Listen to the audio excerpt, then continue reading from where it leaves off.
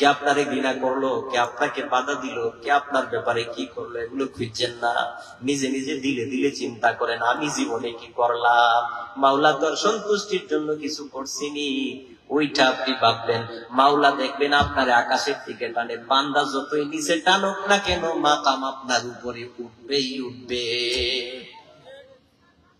সুতরাং আমার ভাইদেরকে, আমার বাবাদের বলি, ইলমে তাসাউফ তরিকতের শিক্ষা হচ্ছে আপনাকে চতুর্দিক থেকে ঘিরে ধরবে, আপনাকে আল্লাহর ভরসা করে আপনার মকসুদে মঞ্জিলে যাওয়ার জন্য আপনাকে সামনের দিকে অগ্রসর হতে হবে।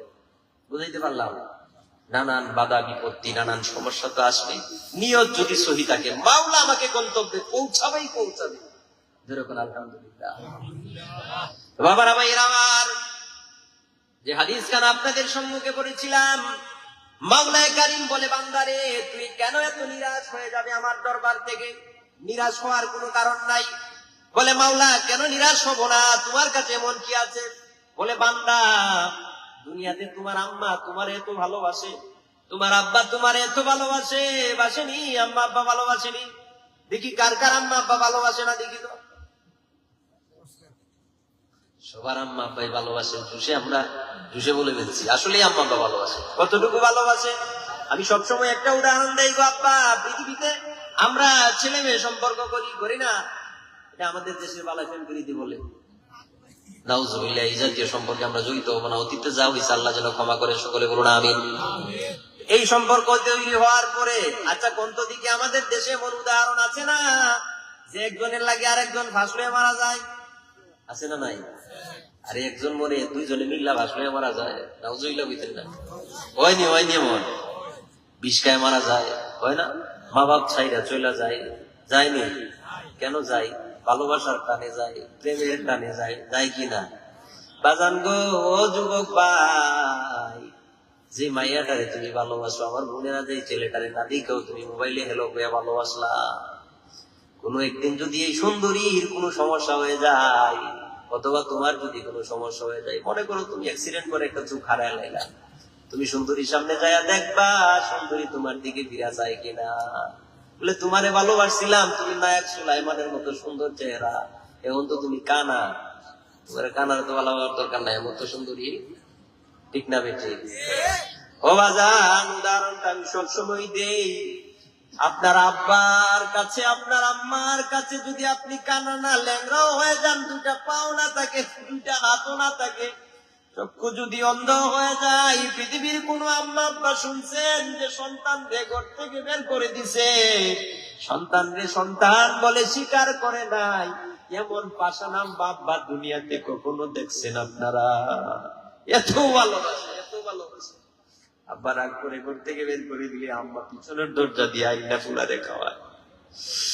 আব্বারে সারা জীবন দেখি নিজের কষ্ট না মনে করে সারা জীবন আমারে ভালো দেখার জন্য কান্দে। এত কষ্ট আব্বারা কেন করে কোন দেখি? প্রত্যেকের মা বাবারা সন্তানদের জন্য কিছু রেখে যায় কিনা? কিছু রেখে যায়, পৈতৃক সম্পত্তি থাকে না?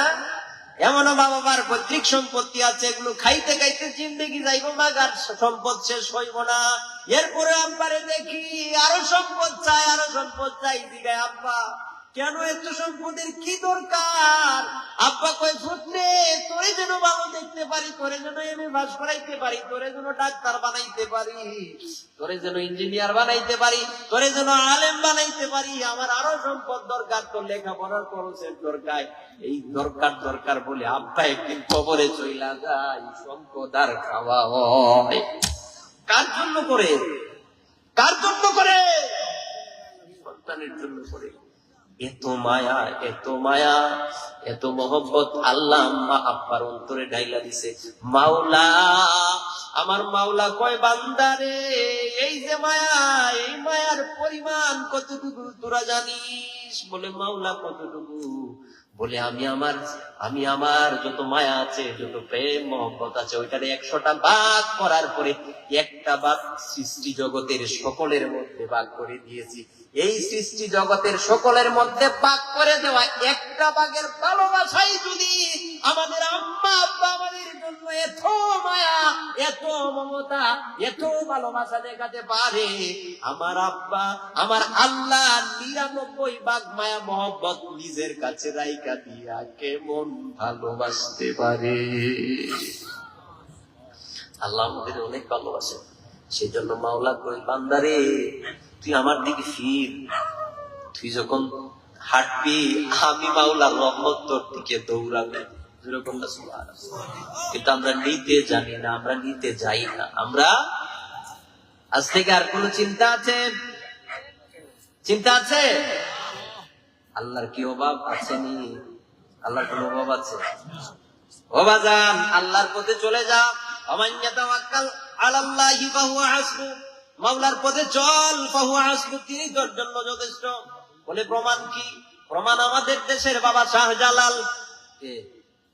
আমাকে এই উদাহরণ সবসময় দিতে হয়। বাবা শাহজালাল সবসময় বলি, এই বাংলার জমিনে 1 শতক জমি কি শাহজালালের ছিল? ছিল নি? বাহ! আব্বা মা ছিল, আত্মীয় স্বজন লাঠি সুটা নিয়ে দাঁড়ায় ছিল গুরু গোবিন্দের জন্য, ওনার পক্ষে কাজ করার জন্য আসিল? ছিল তো না, কেউ তো ছিল না। মাওলার অর্ডার পাইছে তো চলে আসছে। বলে শাহজালাল কেমনে গেলি? সবকিছু মালায়া, আত্মীয় স্বজন সব কিছু রাইকা চইলা গেলি ওই দেশে সিহটে। কেন গেলি? কেন বলি? বলে মাওলা অর্ডার করেছে, কি হবে আমি সেটা বুঝতে চাই না, মাওলাই সেটার ব্যবস্থা করে দিবে। জোরে কন্যা সুবহানাল্লাহ। আজকে শাহজালালের মাজারে এদেশের মন্ত্রী প্রধানমন্ত্রীরা আইসা শাহজালালের দরগায় আইসা জিয়ারত কইরা শাহজালালের দরগা থেকে আপনার সওয়াব রেসানি দিয়ে ওইখান থেকে ফয়েজ নিয়া দেশের মন্ত্রী হওয়ার